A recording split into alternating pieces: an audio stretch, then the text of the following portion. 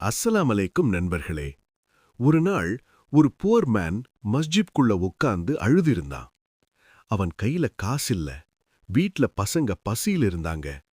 அவன் யார்கிட்டயும் கேட்கல, அல்லாஹ் கிட்ட மட்டும் கையெடுத்தான். யா அல்லாஹ், எனக்கு வழிகாட்டுன்னு அழுதான்.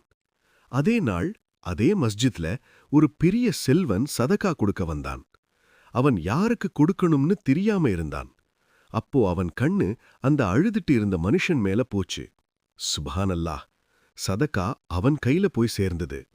புவர் மேன் அழுது சொல்லினான், அல்லாஹ், நீங்க என்ன மறக்கல.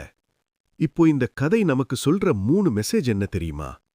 முதல் மெசேஜ், நம்ம பிரச்சனை எவ்வளோ பெருசா இருந்தாலும் அல்லாஹ் நம்ம விட பெரியவன். இரண்டாம் மெசேஜ், யார்கிட்ட இல்ல, அல்லாஹ் கிட்ட கேட்டாலே போதும். மனுஷங்க வழிகாட்டலாம், ஆனா உதவி அல்லாஹ் கிட்டிருந்து தான் வரும். மூன்றாம் மெசேஜ், சபர் பிளஸ் துவா ஈக்குவல் டு மிரக்கல். நம்ம நம்பிக்கை தளர்த்தினா கூட அல்லாஹ் நம்ம கைவிடுறது இல்ல. இது வெறும் ஒரு கதை இல்ல நண்பர்களே, இது நம்ம வாழ்க்கைக்கு ஒரு நினைவூட்டம்.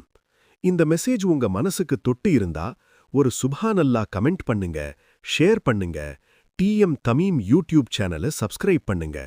அல்லாஹ் நம்ம எல்லாரையும் காத்தருள்வான். ஆமீன்.